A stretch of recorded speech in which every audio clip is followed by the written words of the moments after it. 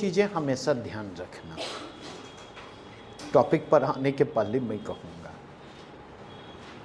पहली चीज़ यह कि निर्बल परा मनबल जब तो तनबल क्या कर सकता है। ठीक है, तो आप इस बात को समझिए कि मेंटली आपको टफ होना होगा। जब तक मेंटली आप टफ नहीं होंगे तब तक आप सिचुएशन को फेस करने की स्थिति में नहीं होंगे। इस चीज को लेकर के चले। ठीक है, मेंटली जब हम टफ होते तो किसी भी सिचुएशन के लिए हम तैयार होते हैं। एक चीज, ठीक है। दूसरी चीज जो कहना चाहूंगा, शरीर और मन का बड़ा गहरा रिश्ता होता है। इतना गहरा रिश्ता कि दोनों एक दूसरे के वाइब्रेशन को पकड़ते हैं, वाइब्रेशन तक को पकड़ते हैं। और आप गौर कीजिएगा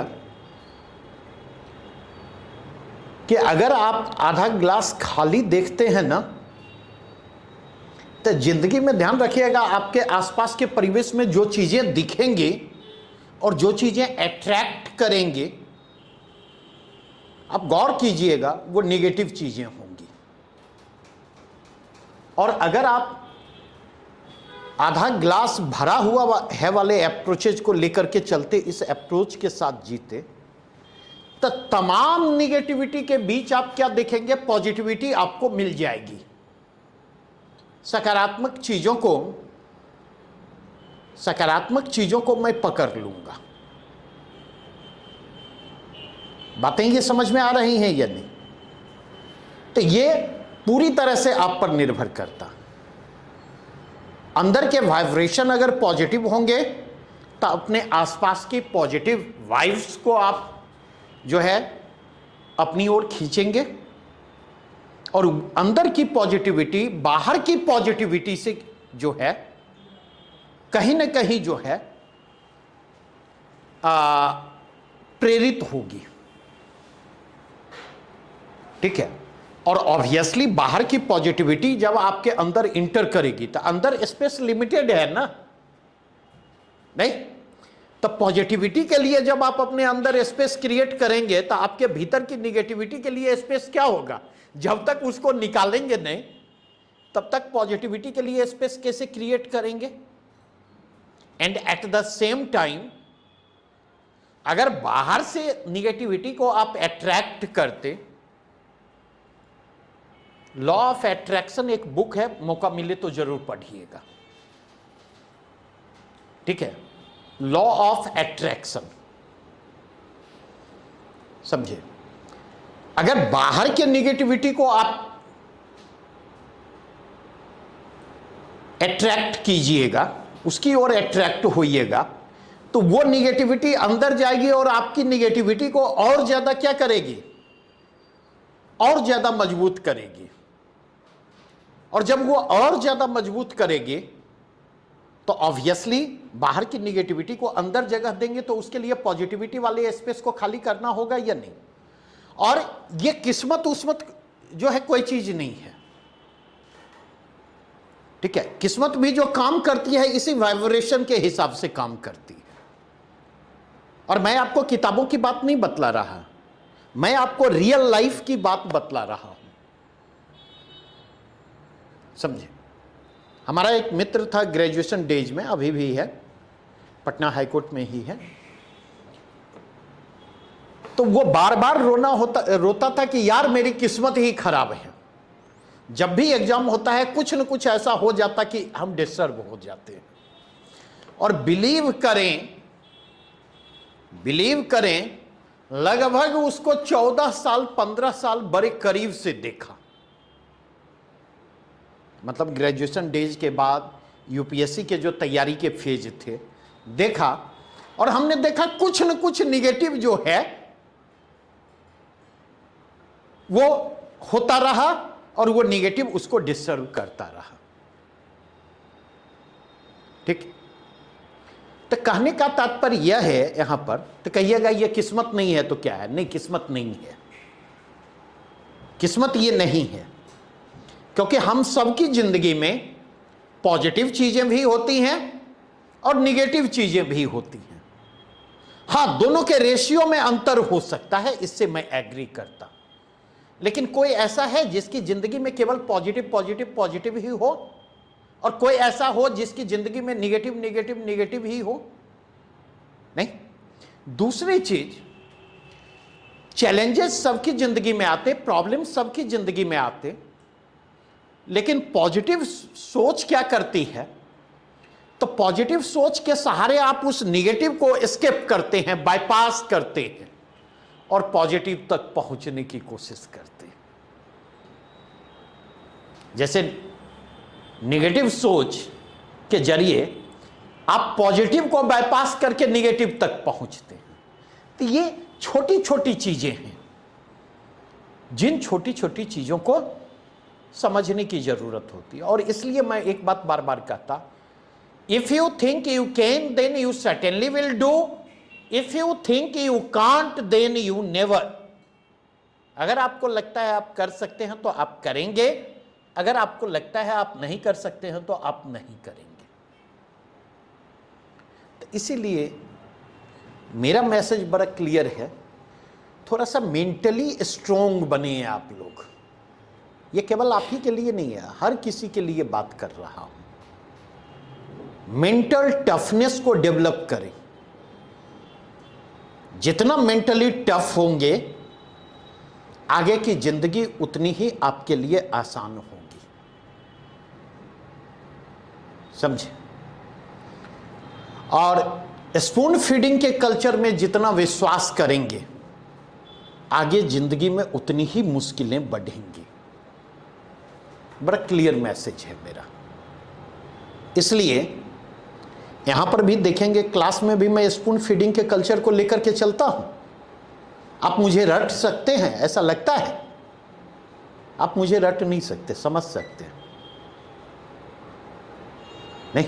और अगर आपने समझने की कोशिश की, अगर आपने समझ लिया, तो वहां पर चीजें ऑटोमेटिकली आसान हो जाएंगी। क्लियर? अब आगे बढ़ूं, टॉपिक पर लौटूं, नहीं तो बहुत देर हो जाएगी। हाँ, क्या प्रश्न था तुम्हारा सौरभ?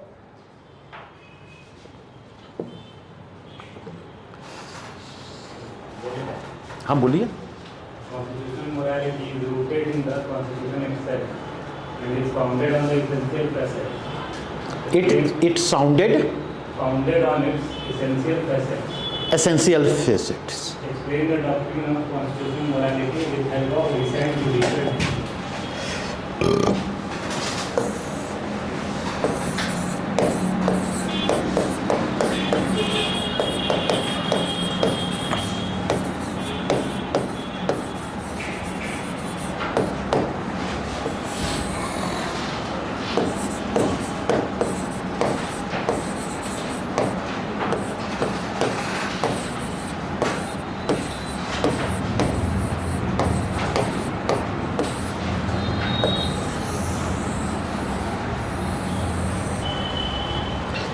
संवैधानिक नैतिकता नहीं, प्रश्न का डायमेंशन है क्या है,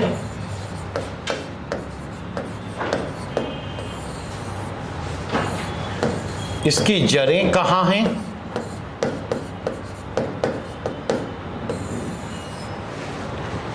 इसके आयाम क्या हैं,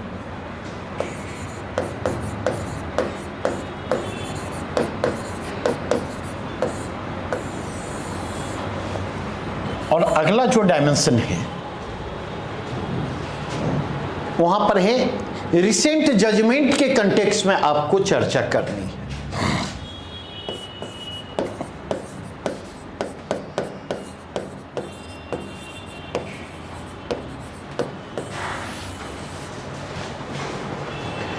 रिसेंट जजमेंट के कंटेक्स्ट में आपको इन चीज़ों पर, कॉन्स्टिट्यूशनल मोरालिटी पर चर्चा करनी है। Just minute.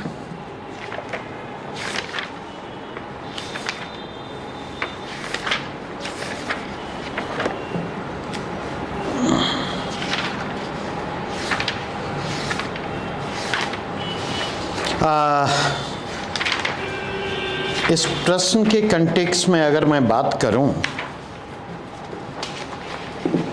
तो मेरे ख्याल से बुक में जहां पर हमने चर्चा की है, मेरे ख्याल से समलैंगिकता पर चर्चा होनी चाहिए, है 184 पेज पर। ठीक है, और अगर आप जाकर के देखें तो बेसिकली ये टर्म जो क्वाइन किया गया, ये जो टर्म, इस टर्म का जो प्रयोग किया गया,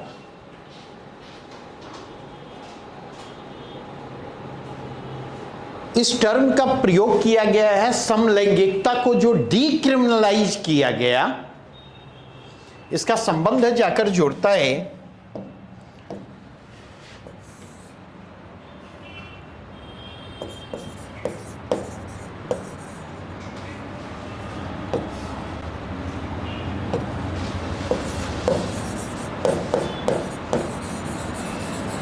होमोसेक्सुअलिटी रिलेटेड केस से। ठीक है, section 377 of section 377 of IPC, और इस मामले में जो सुप्रीम कोर्ट का निर्णय था उसके जरिए समलैंगिकता को क्या किया गया,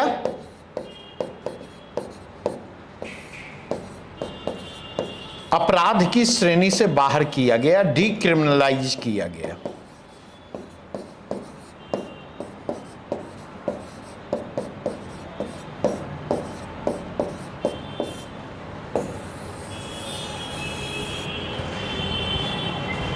समलैंगिकता को अपराध के डीक्रिमिनलाइज किया गया। ठीक है, और इस टर्म का जो प्रयोग किया गया है कॉन्स्टिट्यूशनल मोरालिटी, इसका एक रेफरेंस पॉइंट है, और इसका रेफरेंस पॉइंट क्या है, कॉन्स्टिट्यूशनल मोरालिटी वर्सेस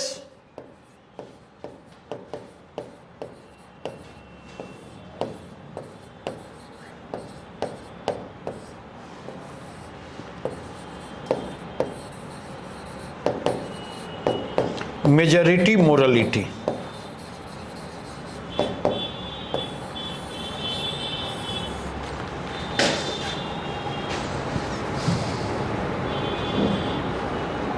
ठीक है, एक मोरालिटी होती है जो मेजॉरिटी के हिसाब से डिफाइन होती है, और समाज की मेजॉरिटी ये डिफाइन करती है what is moral, what is immoral, what is right, what is wrong, what is rational, what is irrational. ये मेजॉरिटी डिसाइड करती है। ठीक है, लेकिन अगर आप देखें मेजॉरिटी की जो मोरालिटी होती है, मेजॉरिटी की वह मोरालिटी जो है वो at par with, may be at par with constitutional morality,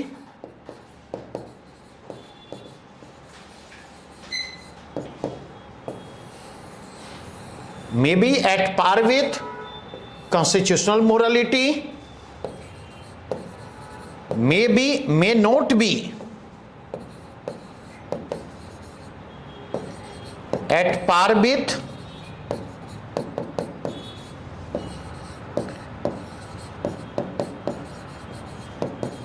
constitutional morality।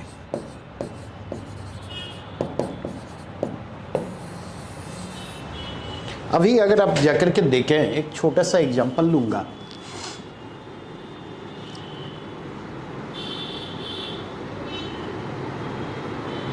अभी जो एक मेजॉरिटी का ओपिनियन दिख रहा है। मेजॉरिटी ओपिनियन जो एक्सप्रेसिव है वह इजराइल और फिलिस्तीन के विवाद में किसके पक्ष में खड़ा है? इजराइल के पक्ष में खड़ा है। नहीं, इजराइल ने जो ईरान पर अटैक किया, अगर आप देखें तो उस अटैक को लेकर यह मेजॉरिटी साइलेंट था, कहीं पर किसी प्रकार की कोई क्रिटिसिज्म। जब ईरान ने इजराइल पर अटैक किया तो अचानक से सारी चीजें याद आने लगी, और ईरान वर्सेस इजराइल के विवाद में देखें, यह जो मेजॉरिटी है वह किसके साथ खड़ा है? इजराइल के साथ खड़ा है। एक वीडियो आया, may be AI generated video हो, ठीक है। एक इजरायली नागरिक है, मेरे ख्याल से सैनिक के वेश में, और वह ईरान से अपील कर रहा है। उस वीडियो को मैंने शेयर किया, ठीक है, और शेयर यह कहते हुए शेयर किया कि in this context I am with you, I am with the people of Israel. और उसमें जोड़ा, काश इस बात को गाजा जेनोसाइड के समय भी याद रखते आप लोग, तो बहुत लोगों को यह बात नागवार लगा। उसके बाद कई लोगों ने लिखा कि ये एआई जनरेटेड वीडियो है, अपने हिसाब से आपने पिक किया। हमने कहा मे बी, हमारे पास ऐसा कोई मैकेनिज्म नहीं है कि हम इस चीज की जांच करें कि वो रियल है या वो फेक है।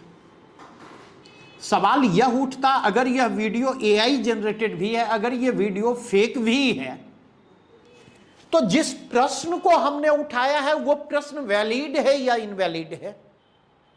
क्या यह सच नहीं कि ईरान के अटैक के बाद वेस्टर्न मीडिया को इजराइल बुला करके उस ट्रेजेडी से रूबरू करवा रहा है, उस डिस्ट्रक्शन से रूबरू करवा रहा है जो ईरानी अटैक के कारण हुआ इजराइल में? What does it mean? इसका मतलब क्या है? इसका मतलब यह है कि कहीं ना कहीं आप सिंपैथी चाह रहे हैं, और उस सिंपैथी के दो रीजन हो सकते हैं।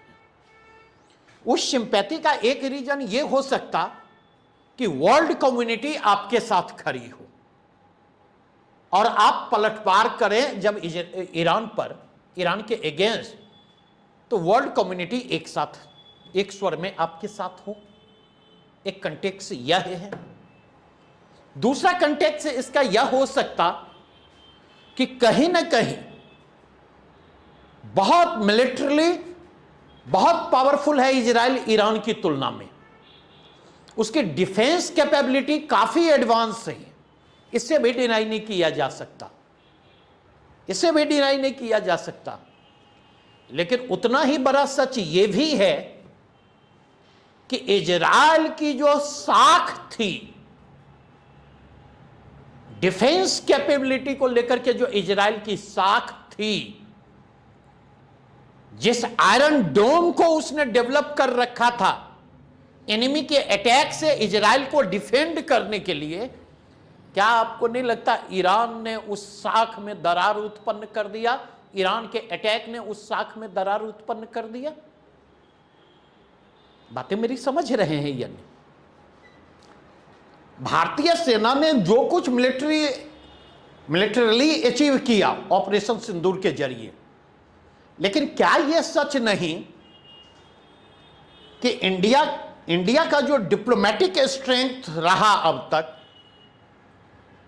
उस डिप्लोमेटिक स्ट्रेंथ की क्रेडिबिलिटी पर क्वेश्चन मार्क खड़ा हुआ ऑपरेशन सिंदूर के बाद? जिस तरीके से चीजों को हैंडल किया गया, उसकी साख पर बट्टा लगा, उसमें दरार दिखे, और समय के साथ देखे तो वो दरार बढ़ता जा रहा है।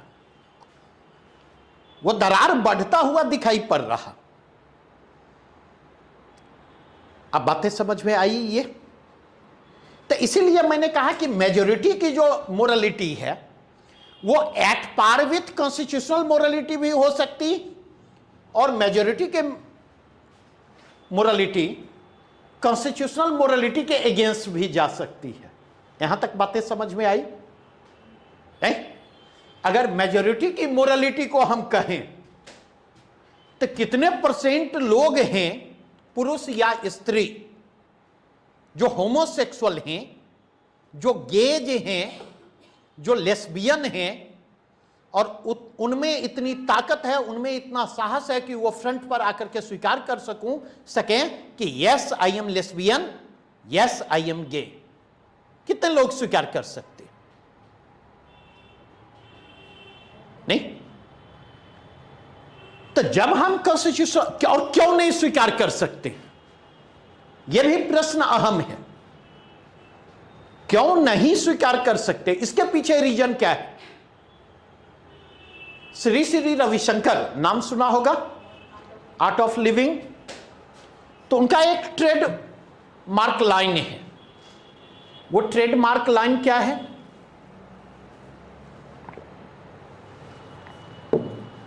वो ट्रेडमार्क लाइन है, क्या कहेंगे लोग, सबसे बड़ा है रोग। क्या कहेंगे लोग, सबसे बड़ा है रोग। नहीं? तो बेसिकली अगर आप जाकर के देखें, एक बात मैं अक्सर कहता, विशेष करके मैं बात कर रहा हूं वी इंडियन, ठीक है, हम दोगली मानसिकता के साथ जीने को अभिशप्त हैं। डबल स्टैंडर्ड, डबल पैरामीटर के साथ हम जी रहे होते। और यह बात मैं क्यों कह रहा? हम जो होते हैं वो दिखना नहीं चाहते, जो दिखते हैं हम वो होते नहीं हैं। यही डबल स्टैंडर्ड है। नहीं, होमोसेक्सुअलिटी कोई नई चीज तो नहीं है ना? नहीं, ट्रेडिशनली ये चीजें चली आ रही हैं। नहीं, दूसरी चीज अगर आप जाकर के देखें, आज के डेट में मेडिकल साइंस ये कह चुका है, मेडिकल साइंस ये कह चुका है कि इसमें अननेचुरल जैसा कुछ भी नहीं है। ना तो यह अप्राकृतिक है, अननेचुरल है, और ना ही यह अनसाइंटिफिक है। नहीं, लोग होमोसेक्सुअल होते, लोग हेट्रोसेक्सुअल होते, लोग बाइसेक्सुअल होते, तीनों कैटेगरी के लोग होते। नहीं, तो बेसिकली अगर हम जाकर के देखें तो इस मसले का संबंध किससे जाकर के जुड़ता? इस मसले का संबंध जो है जाकर के जुड़ता है सेक्सुअल चॉइस से और सेक्सुअल ओरिएंटेशन से। नहीं, जैसे अगर आप देखेंगे, फ्राइड को पढ़ें, नहीं, 20वीं सदी में और 20वीं सदी के जो है पूर्वार्ध में सबसे बड़े मनोविश्लेषणवादी चिंतक थे फ्राइड। और आगे का जो एक उपन्यास है शेखर एक जीवनी, वह फ्राइडवाद से गहरे स्तर पर प्रभावित।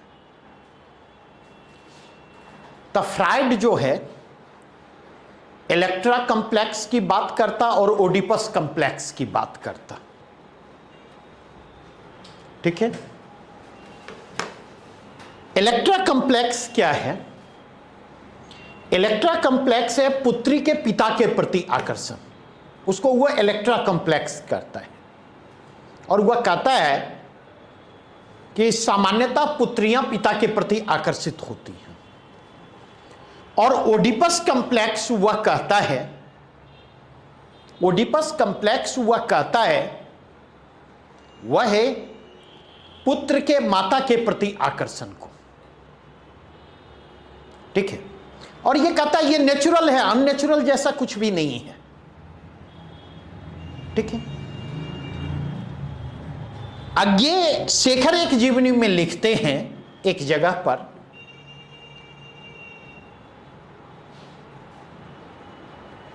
कि अक्सर पिता के प्रति आकर्षित पुत्र और माता के प्रति आकर्षित पुत्री, अक्सर पिता के प्रति आकर्षित पुत्र और माता के प्रति आकर्षित पुत्री असाधारण होती है। वो सामान्य नहीं होती, वो असाधारण होती। ठीक है, तो अगर इस कंटेक्स्ट में देखें, अब सवाल यह उठता, यहां तक बातें समझ में आ गई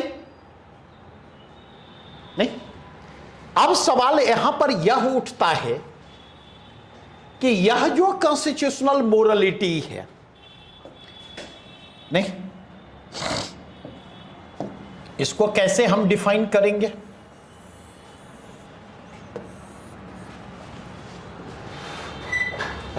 वह नैतिकता जो संवैधानिक मूल्यों पर, जो संविधान की मूल भावनाओं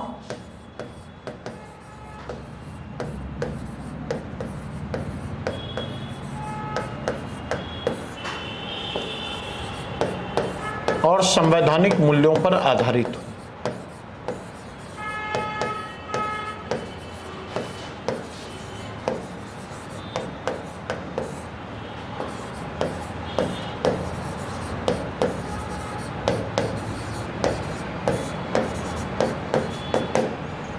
वह नैतिकता जो संविधान की मूल भावनाओं और संवैधानिक मूल्यों पर आधारित हो, उस नैतिकता को हम क्या कहेंगे?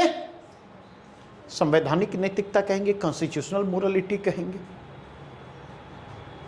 अब फिर प्रश्न आया, जब संवैधानिक मूल्य की बात करते, जब हम संविधान की मूल भावनाओं की बात करते, तो संवैधानिक मूल्य और संविधान की मूल भावनाएं किन चीजों पर आधारित हैं?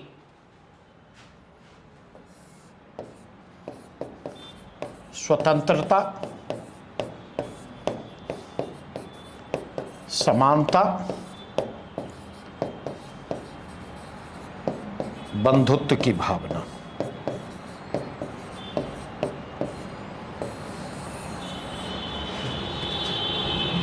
स्वतंत्रता, समानता और बंधुत्व की भावना। और संविधान इस स्वतंत्रता, समानता और बंधुत्व की भावना की व्याख्या किसके परिप्रेक्ष्य में करता? संविधान इसकी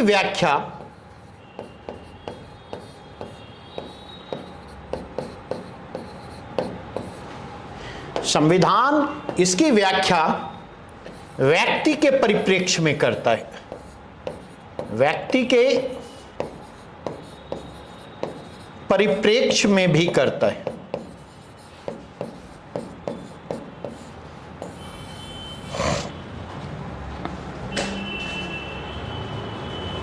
नहीं?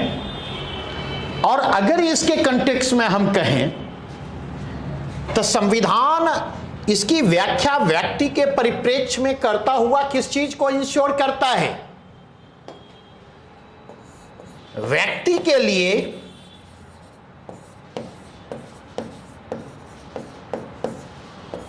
गरिमामय जीवन को इंश्योर करने की बात करता।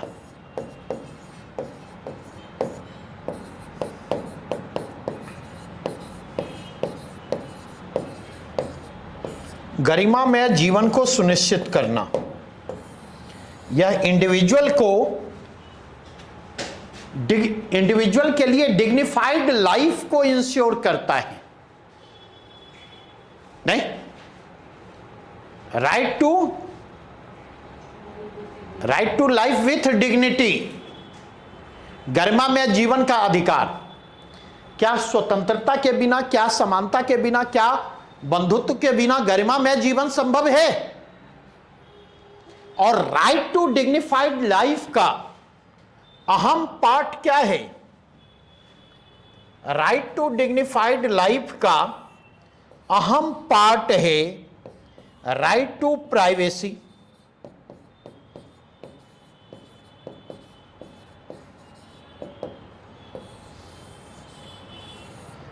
निजता का अधिकार,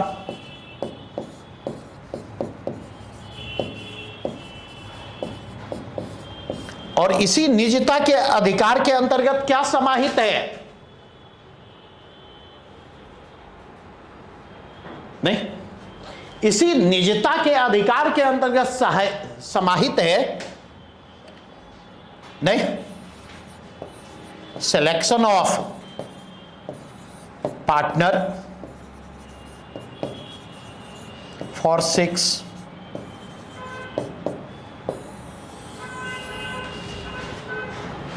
selection of partner for sex वह इसी के अंतर्गत समाहित है। नहीं, अगर इसी को दूसरे शब्दों में कहें तो सेक्सुअल ओरिएंटेशन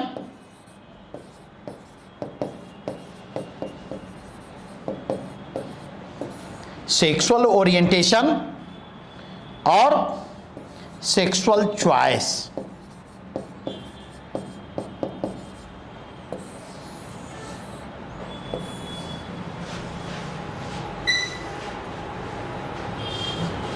अब बातें समझ में आई या नहीं? ठीक है, तो कॉन्स्टिट्यूशनल मोरालिटी यह कहती है कि किसी को भी उसके सेक्सुअल ओरिएंटेशन के कारण, उसके सेक्सुअल चॉइस के कारण right to life with dignity से वंचित नहीं किया जाए। यह उसके लिए निजता का मसला है। इसका संबंध उसके राइट टू प्राइवेसी से जाकर के जुड़ता है। नहीं, वो स्वतंत्र है सिलेक्शन ऑफ पार्टनर के लिए, चॉइस ऑफ पार्टनर के लिए। ठीक है, वो स्वतंत्र है किस प्रकार का सेक्स उसे पसंद है। अब यहां पर एक प्रश्न पूछ सकते, एक प्रश्न आप ये पूछ सकते, नहीं, कि अगर ये उसका हिस्सा है तो मान लीजिए किसी को एनिमल सेक्स पसंद है, नहीं, तो क्या उसको ये स्वतंत्रता मिलनी चाहिए? क्या ये स्वतंत्रता उसको मिलनी चाहिए? हां या ना? क्यों नहीं मिलनी चाहिए? ये इसका जवाब दे दें, समझ जाऊंगा, बात समझ गए। बेसिकली अगर आप जाकर के देखें, कंसेंट, सहमति,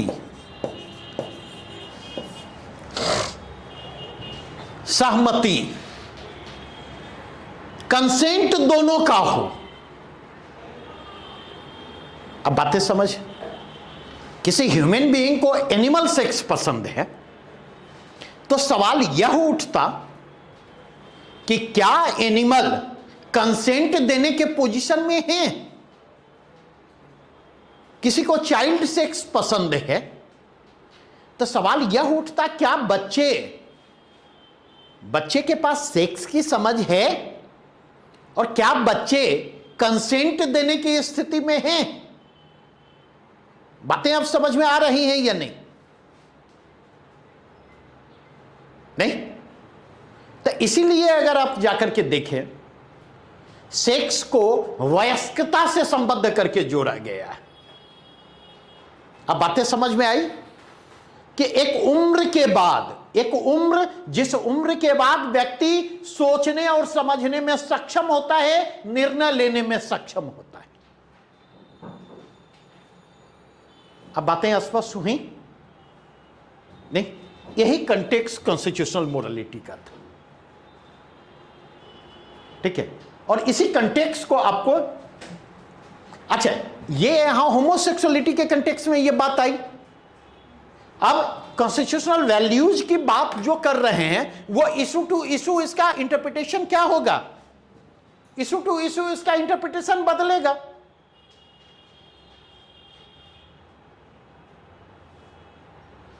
नहीं, तो यहां पर इसी चीज को ध्यान रखना था, liberty, equality, fraternity at constitutional value and morally determined on the basis of those values,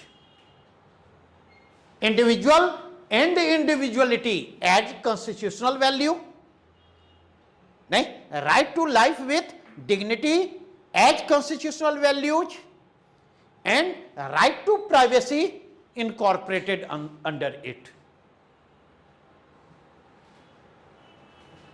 इतनी बातें समझ में आई? नहीं, हमारा सेक्सुअल ओरिएंटेशन क्या है, हमारा सेक्सुअल चॉइस क्या है, हमारे पार्टनर, किस प्रकार के पार्टनर को हम पसंद करते, यह हमारा व्यक्तिगत मसला है, यह समाज का मसला नहीं है। और इसलिए अगर आप जाकर के देखेंगे, भारतीय समाज का जो कंजर्वेटिव फोर्सेस था, 2018 में जो यह फैसला आता है सुप्रीम कोर्ट का, तो उसमें आप जाकर के देखेंगे वह कंजर्वेटिव फोर्सेस जो है सुप्रीम कोर्ट के इस फैसले से बहुत नाराज हुआ, ठीक है। और अल्टीमेटली आप जाकर के देखें, होमोसेक्सुअलिटी को जो डीक्रिमिनलाइज किया गया, इसका लॉजिकल कल्मिनेशन था। अब जब आपने होमोसेक्सुअलिटी को डीक्रिमिनलाइज कर दिया, अब जब होमोसेक्सुअलिटी को आपने नेचुरल बिहेवियर के रूप में एक्सेप्ट किया है, तो अब आवश्यकता इस बात की थी कि जो होमोसेक्सुअल्स हैं, गेज हो, लेस्बियन हो, बाइसेक्सुअल हो, तो जो होमोसेक्सुअल हैं उनके राइट्स को ऑथेंटिकेट किया जाए। और उनके राइट्स को ऑथेंटिकेट करने का मतलब क्या है? उनके राइट्स को ऑथेंटिकेट करने का मतलब यह है कि हम वहां से, हम जो है उन्हें विवाह करने का भी अधिकार प्रदान करें, ताकि वो अपने रिलेशनशिप को, चाहे ताकि वो अपने संबंध को इंस्टीट्यूशनलाइज कर सके। और एक पार्टनर के रूप में जो अधिकार होते हैं, एक पार्टनर के रूप में दोनों के जो लीगल राइट्स हों वे वेल डिफाइंड हों। नहीं, ठीक उसी प्रकार अगर आप जाकर के देखें कि अगर आप इसको डिक्रिमिनलाइज कर रहे हैं, तो हम एक्सपेक्ट करते हैं कि कल के डेट में होमोसेक्सुअल पार्टनर वो बच्चा तो पैदा नहीं कर सकते, नहीं, तो होमोसेक्सुअल पार्टनर को भी राइट टू अडॉप्ट की अनुमति हो, वे भी उस प्रकार बच्चों को गोद ले सके जिस प्रकार अपोजिट सेक्स के पार्टनर गोद ले सकते हैं। अब बातें समझ में आई या नहीं? ठीक है। लेकिन आप देखेंगे कि सुप्रीम कोर्ट जो है, सर्वोच्च न्यायालय ने वह अपॉर्चुनिटी जो है मिस कर दी, और सर्वोच्च न्यायालय ने उस मसले पर हस्तक्षेप करने की बजाय उस मसले को संसद के एरिया ऑफ जुरिडिक्शन करार देते हुए संसद पर छोड़ दिया, राज्य सरकारों पर छोड़ दिया कि whether they initiate towards institutionalisation of homosexual relations or not, whether they are ready to protect their every rights or not। और वहां तो 150 शब्द में ही लिखना था। इसलिए बार बार कहता हूं, चीजों को देखिए, चीजों को समझिए, प्रश्न देखिएगा तो आयाम खुलेंगे, ठीक है। प्रश्न देखेंगे तो आयाम खुलेंगे, आयाम खुलेंगे तो उससे जो है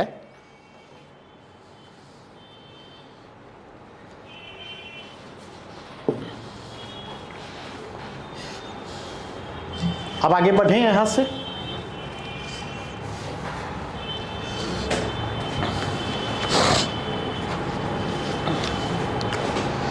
मेरी चर्चा कल हो रही थी आपके साथ, कहाँ तक कर चुका था?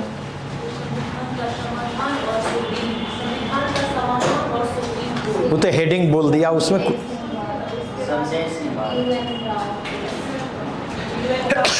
सॉरी, ठीक, अच्छा, तब तक बरगद गिर गया।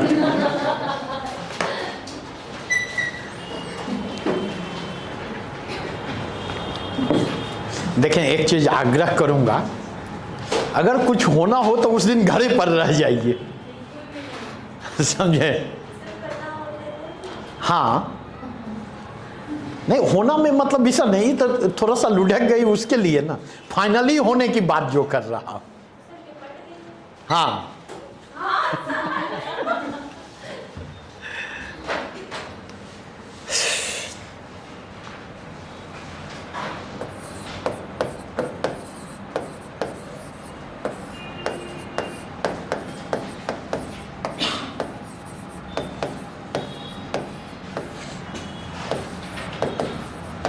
राष्ट्रपति की संवैधानिक स्थिति और सुप्रीम कोर्ट।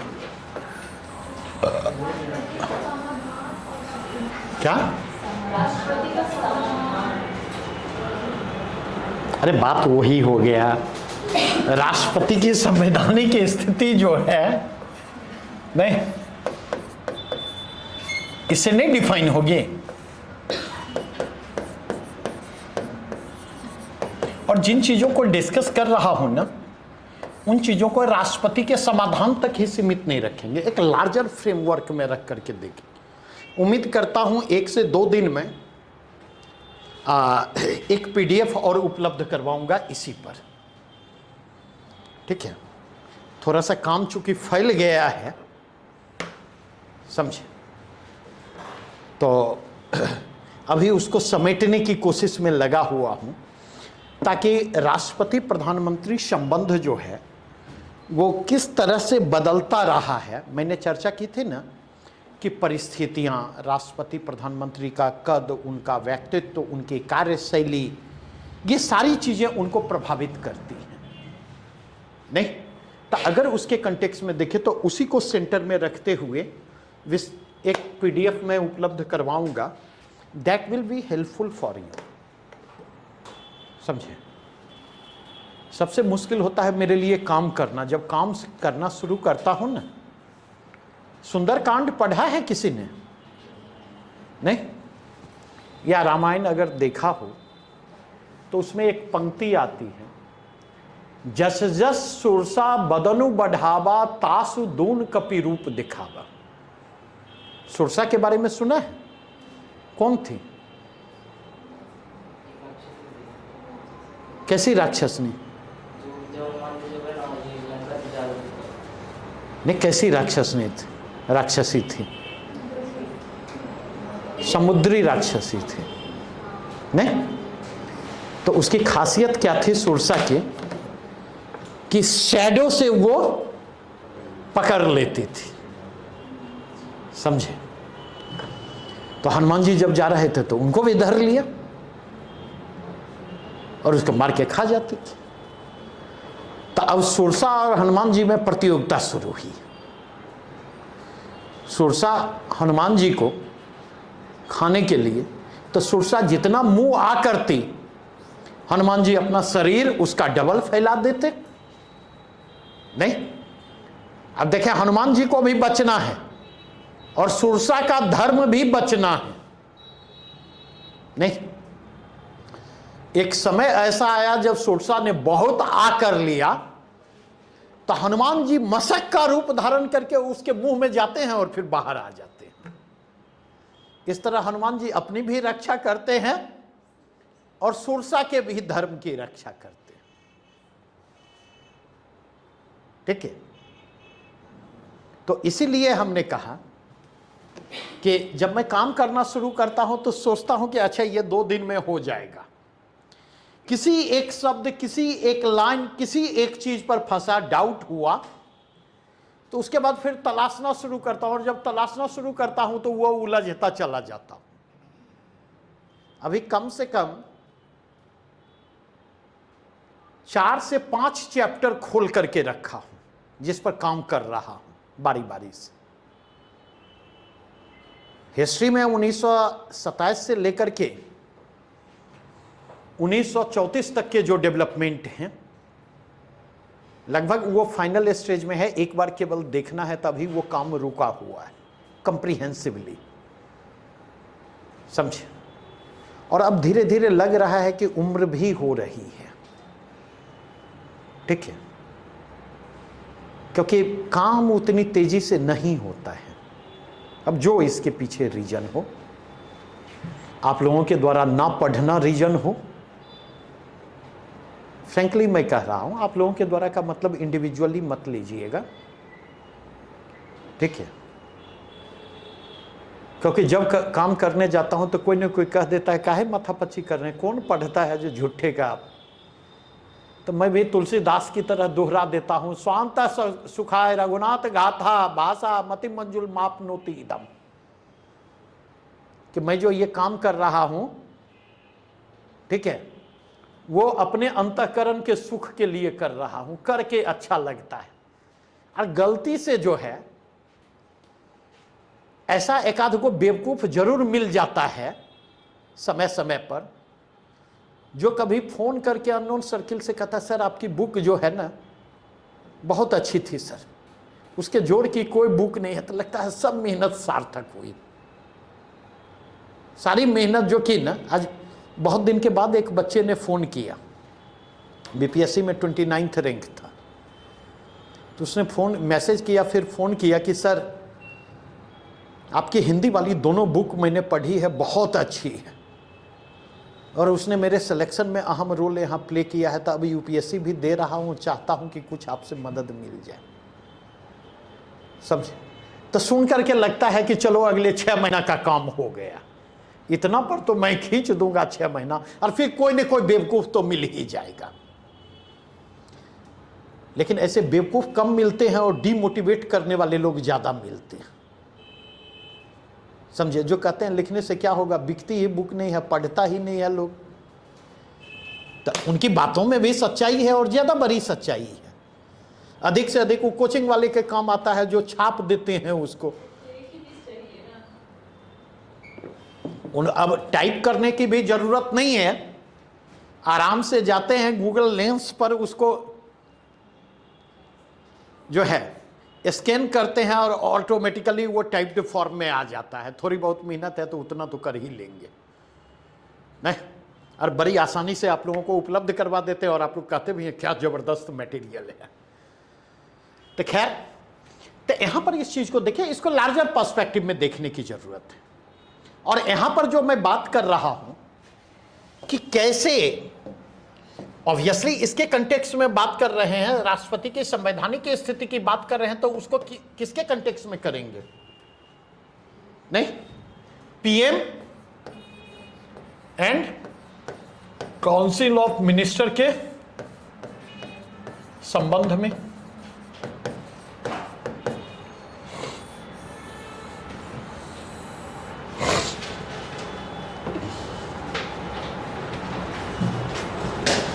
ठीक है, इनके संदर्भ में। अब अगर इनके संदर्भ में जाकर के देखें तो आप गौर कीजिएगा, ये जो राष्ट्रपति की संवैधानिक स्थिति थी, इसको किन किन चीजों ने प्रभावित किया। तो एक तो आपने देखा कि सुप्रीम कोर्ट के निर्णय ने प्रभावित किया।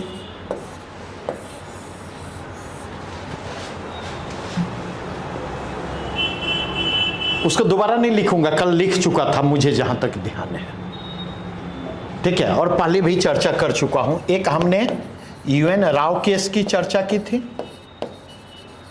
1971, और दूसरी चर्चा हमने किसकी की थी?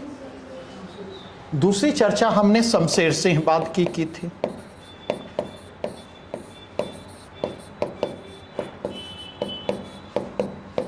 (1974) और इस शमशेर सिंह वाद में क्या कहा गया? सीओएम का समाधान ही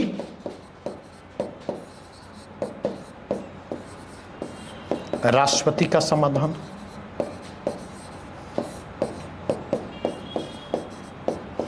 दूसरे शब्दों में कहें तो कंक्लूजन यह था, राष्ट्रपति कुछ नहीं है। नहीं, यहां पर यूएन राव केस में क्या कहा गया था? लेजिस्लेटिव प्लस एग्जीक्यूटिव पर वास्तविक नियंत्रण किसका है?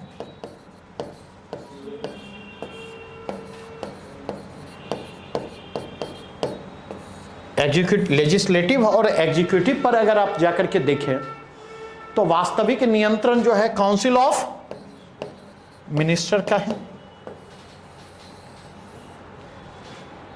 एट द सेम टाइम अगर आप जाकर के देखें 42nd अमेंडमेंट ने क्या किया? 1976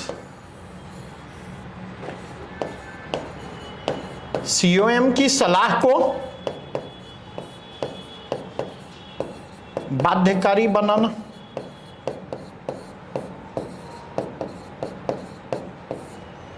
तो अगर इसके कंटेक्स्ट में देखें, यहां तक आते आते जो क्या होता है, यहां तक आते आते क्या होता है,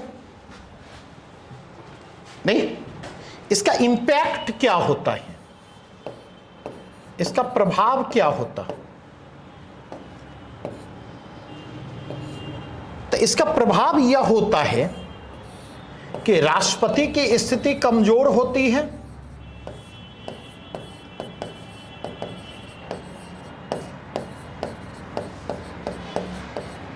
और पीएम और काउंसिल ऑफ मिनिस्टर की स्थिति क्या होती है? इसकी स्थिति मजबूत होती है।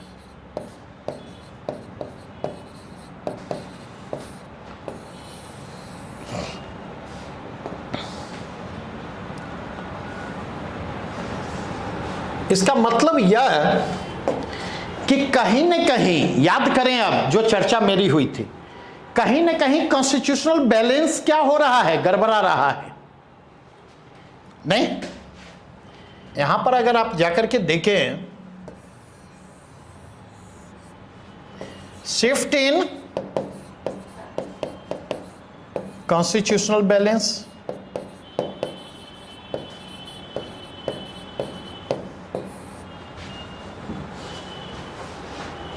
नहीं, संवैधानिक संतुलन अब गड़बड़ा रहा है। तो संवैधानिक संतुलन, और क्यों मैं कह रहा हूं गड़बड़ा रहा है, गौर करें। नहीं, तो एनसीईआरटी की बुक में, बुक के एक कोटेशन को हमने डिस्कस किया था, आशीष ने पूछा था, जिसमें इस बात की चर्चा, जवाहरलाल नेहरू ने राष्ट्रपति के बारे में क्या कहा और भारतीय संवैधानिक मैकेनिज्म में संसदीय व्यवस्था के अंतर्गत राष्ट्रपति की स्थिति क्या और कैसी होगी, उसको लेकर के जो जवाहरलाल नेहरू ने टिप्पणी की, तो एक फ्रेज उन्होंने यूज किया था, मेरे ख्याल से महान संवैधानिक प्रमुख, यही फ्रेज था ना, ग्रेट कॉन्स्टिट्यूशनल हेड। नहीं, तो महान संवैधानिक प्रमुख की व्याख्या हमने किस रूप में की थी? तो महान संवैधानिक प्रमुख की व्याख्या हमने की थी, नहीं, एक ऐसे प्रमुख के रूप में, एग्जीक्यूटिव हेड के रूप में, जो संवैधानिक मूल्यों के प्रति प्रतिबद्ध हो, जो संवैधानिक मूल्यों के संरक्षण के प्रति प्रतिबद्ध हो, जो संवैधानिक मूल्यों के संरक्षण के प्रति जो है के लिए तत्पर हो। और अगर इस कंटेक्स्ट में देखें, जिसका पोजीशन सामान्यतः संसदीय व्यवस्था में जो फॉर्मल एग्जीक्यूटिव हेड होते हैं, जिनकी स्थिति उनकी तुलना में कंपैरेटिवली मजबूत हो, बेहतर हो, लेकिन जो रियल हेड ना हो, बीच वाली स्थिति कही थी ना, तो यहां पर तो चीजें गड़बड़ हो गई। नहीं, और बेसिकली अगर यह कहा गया कि राष्ट्रपति का, काउंसिल ऑफ मिनिस्टर का समाधान ही राष्ट्रपति का समाधान है, इसका मतलब यह कि जहां पर यह लिखा हुआ है whether the president is convinced, it means whether the council of ministers is convinced, जहां मंत्रिपरिषद कन्विंस्ड है। नहीं, इसका मतलब यह राष्ट्रपति का कन्विंस होना या ना होना किस पर निर्भर करेगा? प्रधानमंत्री और मंत्रिपरिषद पर निर्भर करेगा। तो बात तो फिर वही आ गई ना, पीएम और सीओएम की सलाह। नहीं, तो अगर आप जाकर के देखें रीबैलेंसिंग का काम, ये जो यहां पर आपको चीजें दिख रही हैं, तो आप देखेंगे रीबैलेंसिंग का काम जो है 2 चरणों में होता।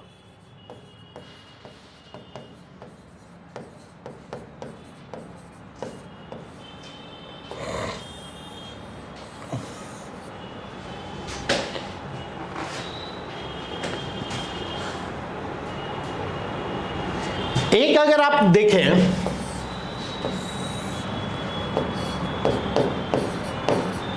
फोर्थ कॉन्स्टिट्यूशनल अमेंडमेंट एक्ट 1978, इसने क्या किया? तो 44वें संविधान संशोधन ने आर्टिकल 74(1) प्रोविजियो को जोड़ा,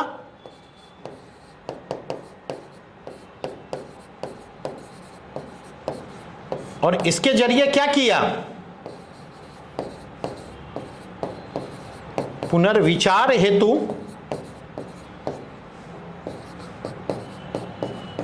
वापस भेजने का अधिकार, कि राष्ट्रपति मंत्रिपरिषद की सलाह को पुनर्विचार के लिए वापस मंत्रिपरिषद के पास भेज सकता है। तो इसने प्रेसिडेंट के पोजीशन को एक बार फिर से क्या किया? थोड़ा सा स्ट्रेंथन करने का काम किया। दूसरा मसला आता है, यहां पर भी अगर आप जाकर के देखें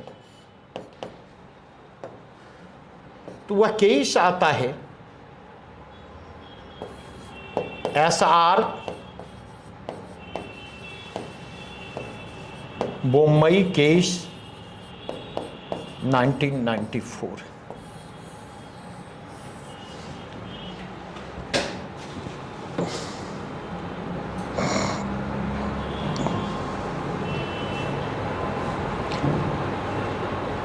और यहां पर मसला क्या था?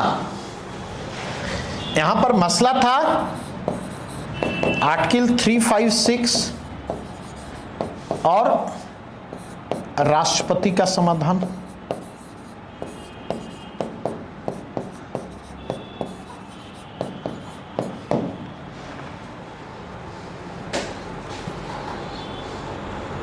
और इसमें 3-4 बातें सुप्रीम कोर्ट ने कही SR बोम्बई केस में।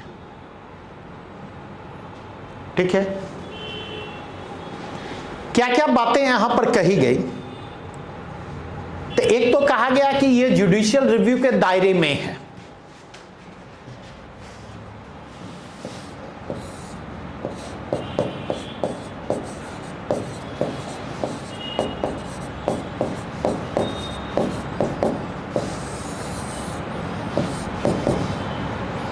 और गौर कीजिएगा यहां से चीजें कितनी बदली हैं, उस चीज को नोटिस में करने की जरूरत है। जुडिशियल रिव्यू के दायरे में है। जुडिशियल रिव्यू के दायरे में है का मतलब क्या हो गया? राष्ट्रपति के समाधान के औचित्य का परीक्षण किया जा सकता है। बातें ये समझ में आई या नहीं? नहीं, क्योंकि आर्टिकल 356 क्या कहता है? Whether the president is convinced about failure of constitutional machinery in the state, अगर राष्ट्रपति इस बात से संतुष्ट हो जाता है कि राज्य में संवैधानिक मशीनरी विफल हो चुकी है, नहीं, तो उसी स्थिति में राष्ट्रपति शासन की बात करते हैं। इसी के कंटेक्स्ट में देखें तो सुप्रीम कोर्ट ने SR बोम्बई केस में यह स्पष्ट किया कि यह समाधान जो है या यह संतुष्टि संवैधानिक विवेक पर आधारित होनी चाहिए।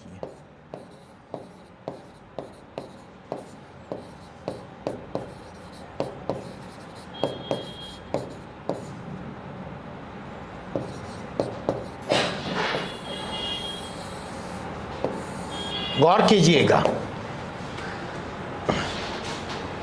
और विवेक का काम क्या है? विवेक का काम क्या है? बुद्धि और विवेक एक ही चीज है या अलग अलग?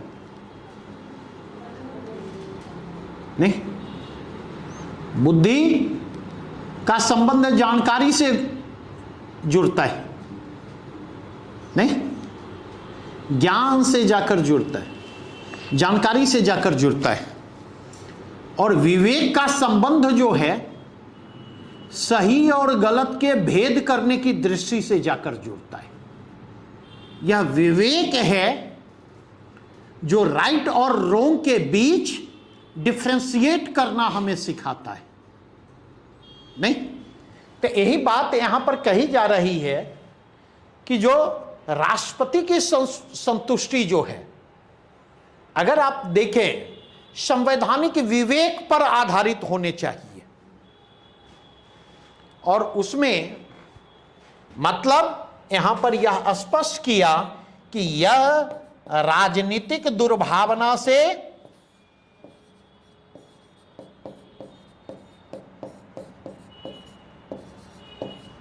प्रेरित ना हो।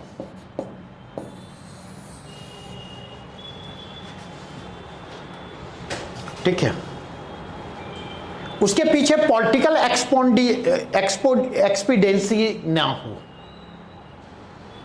नहीं, जैसे कल मैंने आपके साथ चर्चा की थी, 1967 में क्या होता है, सर्वपल्ली राधाकृष्णन ने 3 प्रधानमंत्रियों को देखा, पंडित जवाहरलाल नेहरू को देखा, चाइना वार के बैकड्रॉप में नेहरू के साथ उनके मतभेद उभर करके सामने आए, नहीं, कहीं न कहीं राधाकृष्णन के बारे में कहा जाता है कि नेहरू ने क्राइसिस को जो ओवरलुक किया और जो रक्षा तैयारियों को ओवरलुक किया, कहीं न कहीं उसके कारण नाराजगी थी राधाकृष्णन में, कहा जाता है। और कई बार उन्होंने टिप्पणियों के जरिए मर्यादित तरीके से उस ओर इशारा भी किया। दूसरी बात ये सामने आती कि रक्षा मंत्री उस समय कौन थे, वी के कृष्ण मेनन। तो वी के कृष्ण मेनन के इस्तीफे के लिए दबाव को निर्मित करने में माना जाता है नेहरू अनिच्छुक थे, इनडिजायरेबल थे, ठीक है, कृष्ण मेनन के इस्तीफे के लिए। लेकिन कहा जाता है कि जो विपक्ष ने दबाव निर्मित किया और राष्ट्रपति राधाकृष्णन ने भी दबाव निर्मित किया, तो उस दबाव के कारण कृष्ण मेनन के इस्तीफे के लिए नेहरू को राजी होना पड़ा। लेटर फेज में अगर आप जाकर के देखें, जब इंदिरा गांधी का प्रधानमंत्रित्व काल आता है, तो एक तो इन्फ्लेशन के मसले पर थोड़े से क्रिटिकल होते हैं। सामान्यतः देखेंगे राष्ट्रपति का जो अभिभाषण होता है वो किसके द्वारा तैयार किया जाता, नहीं, तो ऑब्वियसली जो सरकार है, सरकार वो तैयार करके देती है, नहीं, और राष्ट्रपति उसको पढ़ने का काम करते हैं, नहीं।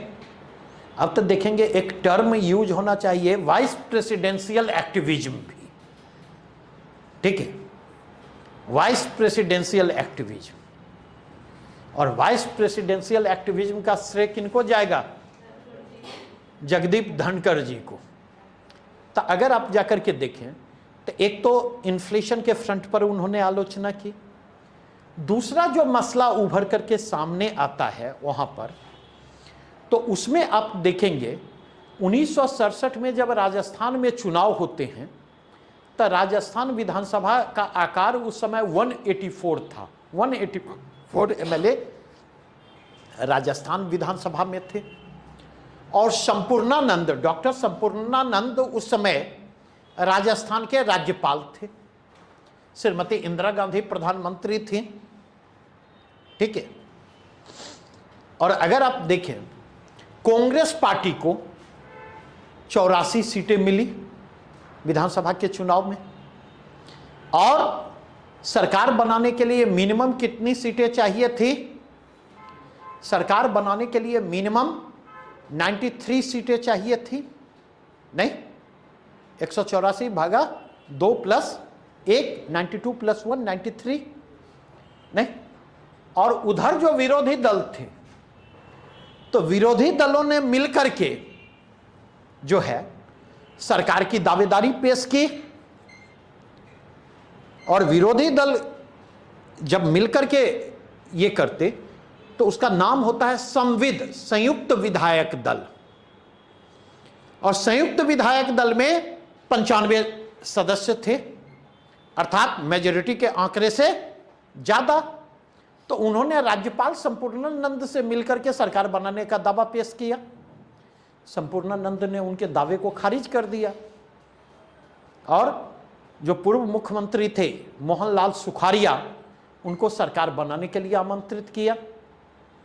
इससे विरोधी दलों में नाराजगी हुई, और विरोधी दलों में नाराजगी हुई तो वो पहुंचे दिल्ली। दिल्ली पहुंच करके उन्होंने राष्ट्रपति राधाकृष्णन से अपॉइंटमेंट लिया और उनसे मिल करके अपनी शिकायतें दर्ज करवाई। तब मसले का सॉल्यूशन तो नहीं निकला, ठीक है, लेकिन राष्ट्रपति जी ने जो उनको मिलने के लिए समय दिया, जब वो मिले और राष्ट्रपति से मिलकर के उन्होंने शिकायतें दर्ज करवाई, तो ये अपने आप में बड़ी घटना थी उस समय। और इसके कारण नेशनल मीडिया में स्पेस मिला, उस मसले पर चर्चा हुई। नहीं तो अगर इसके कंटेक्स्ट में जाकर के देखें तो यहां पर अगर आप जाकर के देखें तो वहां पर क्या राज्यपाल का जो निर्णय था, राज्यपाल का निर्णय कॉन्स्टिट्यूशनल मोरालिटी और राज्यपाल का निर्णय कॉन्स्टिट्यूशनल विजडम के अनुरूप था क्या? बातें स्पष्ट हुई? तो इसी के कंटेक्स्ट में देखें तो संवैधानिक विवेक पर आधारित हो, राजनीतिक दुर्भावना पर नहीं। और इसी के कंटेक्स्ट में कहा गया कि यह प्रासंगिक तथ्यों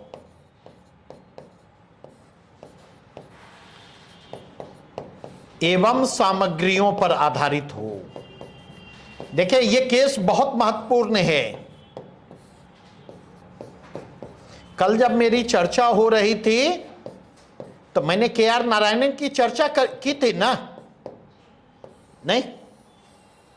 और के.आर. नारायणन की चर्चा करते हुए मैंने क्या कहा, चाहे बिहार में राष्ट्रपति, यूपी में राष्ट्रपति शासन का मसला हो या बिहार में राष्ट्रपति शासन का मसला, चाहे गुजरात सरकार ने राष्ट्रपति शासन की अनुशंसा की हो या वाजपेयी सरकार ने राष्ट्रपति शासन की अनुशंसा की हो, नहीं, उन्होंने जो है कॉन्स्टिट्यूशनल मशीनरी के फेल्योर के संदर्भ में सेटिस्फाई होने की कोशिश की।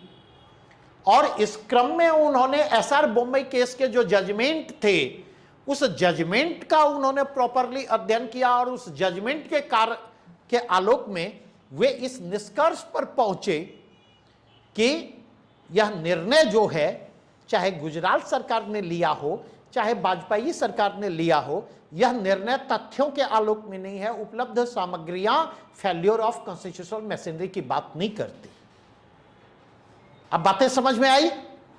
कानून और व्यवस्था की स्थिति का खराब होना एक चीज है, और पूरी की पूरी संवैधानिक मशीनरी की विफलता की बात जो है यह दूसरी चीज है। दोनों के बीच उन्होंने डिफ्रेंशिएट किया।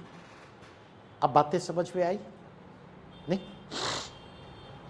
इसी के कंटेक्स्ट में जाकर के देखें, नहीं, एसआर बॉम्बे केस में भी आप देखेंगे तो इसमें कहा गया,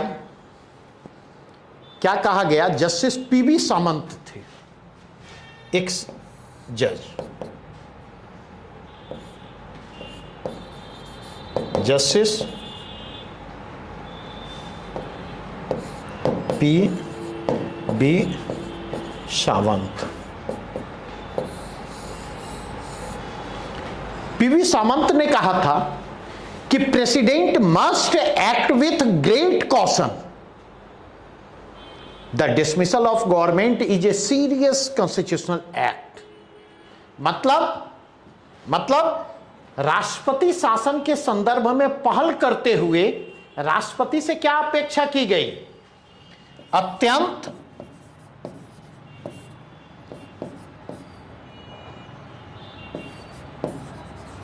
सावधानी पूर्वक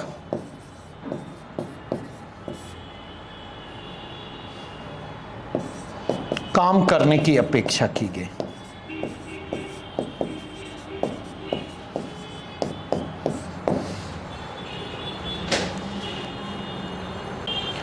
अगर आप जाकर के देखें, अब यहां से ये डायरेक्ट नहीं है, डायरेक्ट यहां पर कहीं चर्चा नहीं है कि बोम्बे केस में यह कहा गया कि राष्ट्रपति जो है प्रधानमंत्री और काउंसिल ऑफ मिनिस्टर की राय नहीं मानेंगे। लेकिन अगर इसका इन्फ्रेंस निकालें तो इसका इन्फ्रेंस क्या है? इसका इन्फ्रेंस यह है कि अगर प्रधानमंत्री और काउंसिल ऑफ मिनिस्टर का एडवाइस संवैधानिक विवेक के अनुरूप नहीं है, अगर वह संवैधानिक विवेक की कसौटी पर खरा नहीं उतरता है, तो ऐसी स्थिति में राष्ट्रपति प्रधानमंत्री और काउंसिल ऑफ मिनिस्टर से डिफरेंट लाइन ले सकते हैं, उनकी सलाह को मानने के लिए बाध्य नहीं है। अब बातें समझ में आई नहीं? और वो अपने सीरियस नोट्स के साथ, वो सीरियस ऑब्जेक्शन के साथ मंत्रिपरिषद की उस सलाह को पुनर्विचार के लिए मंत्रिपरिषद को वापस करेंगे।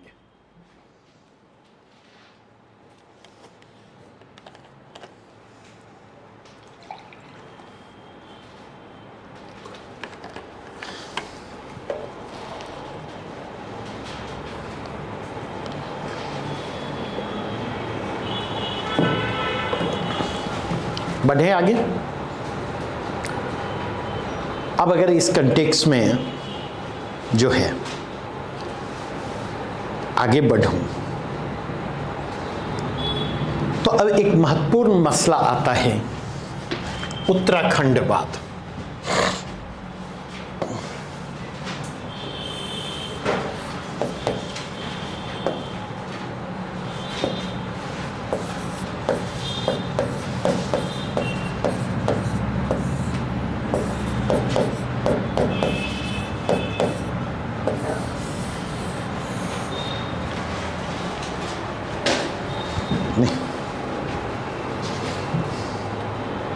अब गौर कीजिएगा, केवल इन्फ्रेंस में निकालूंगा, डिटेल में आपको उपलब्ध करवा दूंगा, ठीक है?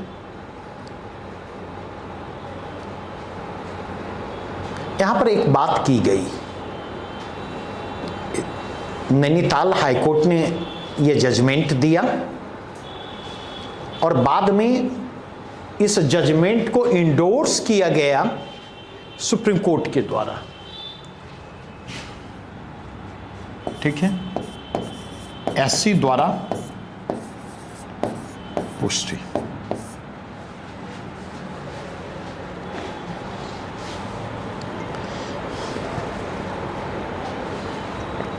यहां पर एक बात कही गई, क्या क्या बातें कही गई मैं बतला दूं।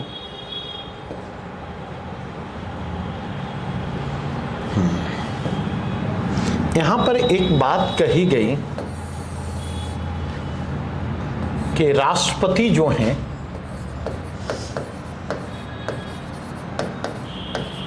संवैधानिक प्रमुख, भारतीय गणतंत्र के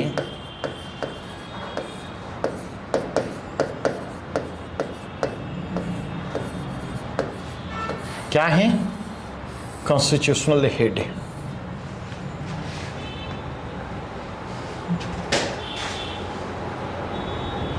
ठीक है? और चूंकि वे इंडियन रिपब्लिक के कॉन्स्टिट्यूशनल हेड हैं, इसीलिए वे कॉन्स्टिट्यूशन से बंधे हुए हैं। Number 1, he must act in accordance with the constitutional provision and constitutional spirit. उन्हें संविधान की मूल भावनाओं के अनुरूप काम करना चाहिए, उन्हें संवैधानिक उपबंधों के अनुरूप काम करना चाहिए।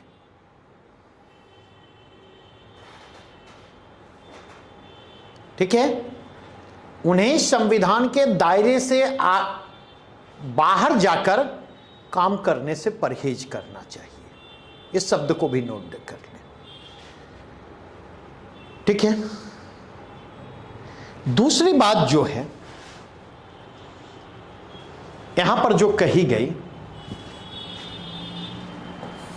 राष्ट्रपति सम्राट नहीं है, मतलब इसकी भाषा जो है वो हार्श थी।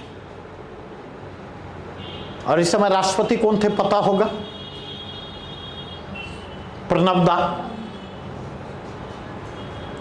और सुषमा स्वराज का जब डेथ हुआ था ना, तो रवीश के एक वीडियो आए थे सुषमा स्वराज की मृत्यु के बाद। यद्यपि बहुत लोगों ने उस वीडियो को क्रिटिसाइज किया, समझे, लेकिन उस वीडियो की एक बात मुझे अच्छी लगी। रवीश ने उस वीडियो में कहा कि जब सब आपकी तारीफ कर रहा है ना, तो समझ जाइए कि कुछ गड़बड़ है। जब सब आपकी तारीफ कर रहा है तो समझ जाइए कि कुछ गड़बड़ है। नहीं, सब आपकी तारीफ कब करेगा? जब आप सबको मैनेज करने की कोशिश कीजिएगा। नहीं, और एक कहावत है गांव देहात में, बौरों कमाए कनियों कमाए। इसका मतलब समझते हैं? बौरों कमाए, वर कहते हैं दुल्हा को, और कनिया कहते हैं दुल्हन को। नहीं, तो ऐसे लोग जो हैं, जो मैनेज करने में काबिल होते, वो बौरों के माए होते हैं और कनियों के माए होते हैं। और इसलिए अगर आप जाकर के देखें तो ये बात मुझे मार्के की लगी, क्योंकि अगर आप ह्यूमन वैल्यू के प्रति प्रतिबद्ध हैं, ह्यूमैनिटेरियन वैल्यू के प्रति आपकी प्रतिबद्धता है, तो ऐसी स्थिति में आप सही को सही और गलत को गलत कहेंगे। और जब सही के सही, सही को सही और गलत को गलत कहेंगे, तो आपके जितने दोस्त होंगे उससे ज्यादा दुश्मन होंगे। सब आपकी तारीफ नहीं कर सकता। सब आपकी तारीफ तभी करेगा जब सबको मैनेज कीजिएगा। और जब मैनेज आप करते हैं तब आप वो हैं नहीं। तो यहां पर जो बात की गई, ये कहा गया कि आप सम्राट नहीं हैं। ये कहने का क्या मतलब है? अदालत ने सीधे सीधे ये मैसेज देने की कोशिश की कि एक किंग या एम्परर जिस तरह आर्बिट्ररी मैनर में काम करता है, मनमाने तरीके से काम करता है, आप उस तरह से काम नहीं कर सकते। नहीं, सम्राट नहीं का मतलब मनमाने तरीके से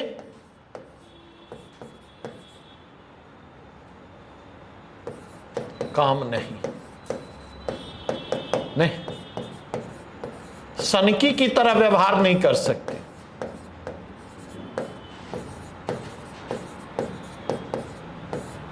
नहीं, यद्यपि आज के दौर में देखेंगे, नहीं तो सनकी की तरह जो व्यवहार करते हैं वो ज्यादा हमें अट्रैक्ट करते हैं, वो चाहे ट्रंप हो या मोदी हो। नहीं, ऐसा थोड़ा है, अमेरिका में भी बहुत पॉपुलर है ट्रंप, नहीं है? और अगर पॉपुलर है नहीं तो अभी तक तो ईंट से ईंट बज जानी चाहिए थी ट्रंप की। नहीं, अमेरिका जिस डेमोक्रेसी और डेमोक्रेटिक वैल्यू की बात करता है, अभी तक ईंट से ईंट बज जानी चाहिए थी, लेकिन ऐसा कुछ दिख रहा है। तो इसलिए अगर आप जाकर के देखें, तीसरी बात जो यहां पर कही गई,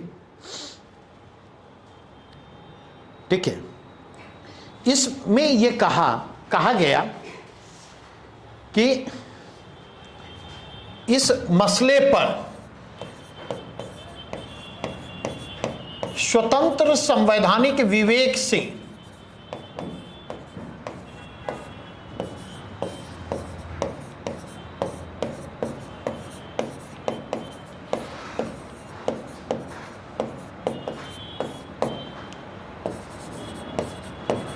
इसमें क्या कहा गया कि उत्तराखंड में राष्ट्रपति शासन प्रेसिडेंट रूल जो इंपोज किया गया, तो प्रेसिडेंट रूल इंपोज करते हुए प्रेसिडेंट ने मैकेनिकल तरीके से काम किया है, एक इंडिपेंडेंट कॉन्स्टिट्यूशनल अथॉरिटी के रूप में काम नहीं किया है। उन्होंने अपने विवेक का इस्तेमाल नहीं किया है। तो इसका मतलब यह है कि अगर राष्ट्रपति कॉन्स्टिट्यूशनल हेड हैं तो प्रेसिडेंट से कोर्ट अदालत यह अपेक्षा करती है कि प्रेसिडेंट जो है का आचरण, उनका कंडक्ट कॉन्स्टिट्यूशनल मोरालिटी के अनुरूप हो, संवैधानिक नैतिकता के अनुरूप हो और स्वतंत्र संवैधानिक अधिकरण के रूप में वो स्वविवेक की कसौटी पर काउंसिल ऑफ मिनिस्टर के उस निर्णय को कसने की कोशिश करे। और अगर वह निर्णय एप्रोप्रिएट नहीं है, संवैधानिक विवेक की कसौटी पर वह निर्णय खरा नहीं उतरता है, तो ऐसी स्थिति में उन्हें उस निर्णय को मानने से इनकार करना चाहिए। उस निर्णय पर पुनर्विचार के लिए काउंसिल ऑफ मिनिस्टर को कहना चाहिए। ठीक है। और ये जो अपेक्षा की गई स्वतंत्र संवैधानिक विवेक से काम लेने की अपेक्षा, वो किसके आलोक में? उपलब्ध तथ्यों एवं सामग्रियों के आलोक में।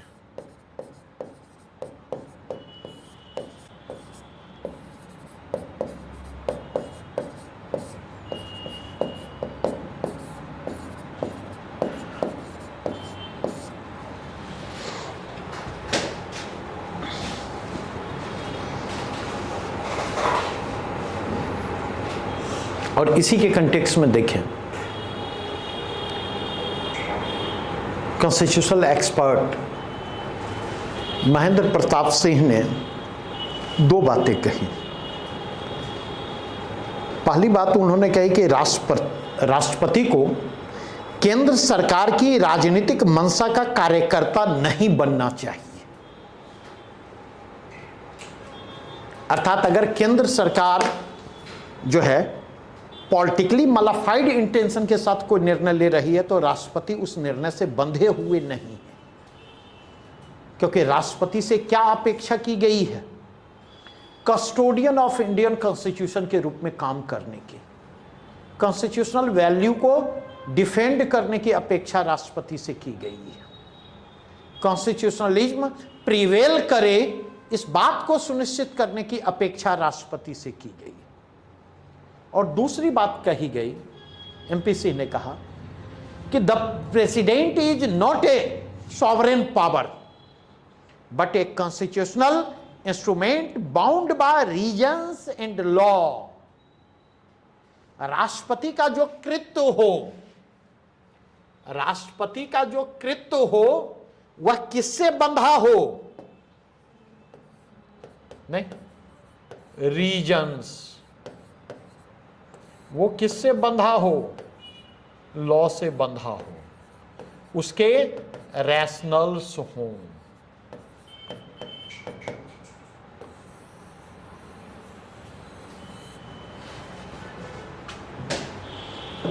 देखिए यही चीजें हैं इंटरप्रेट करने की। नहीं, एक निराला की एक पंक्ति है, कुकुरमुत्ता हम लोग पढ़ाया करते थे तो उसी की पंक्ति, कहीं का रोरा कहीं का पत्थर टीएस इलियट ने जैसे दे मारा। कहीं का रोरा कहीं का पत्थर टीएस इलियट ने जैसे दे मारा, और लिखने वाले ने भी जिगर पर रखकर हाथ कहा लिख दिया जहां सारा। नहीं, तो यहां पर इस चीज को समझें, जब तक समझ नहीं होगी, एक तो जानकारी होनी चाहिए, नहीं केवल जानकारी से नहीं होगा, जानकारी के साथ साथ समझ भी होनी चाहिए। जब जानकारी के साथ साथ समझ आपके पास होगी तो ऐसी स्थिति में क्या होगा? ऐसी स्थिति में आप डिफरेंट जगहों पर नीड और रिक्वायरमेंट के हिसाब से आप उसको अप्लाई करने की स्थिति में होंगे, उसको इंटरप्रेट करने की स्थिति में होंगे। कोई डाउट? किसी भी प्रकार का कोई प्रश्न बतलाइए।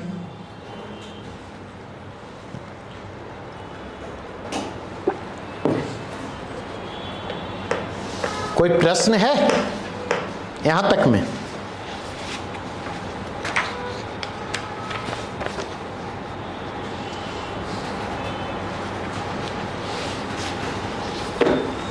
बोलिए।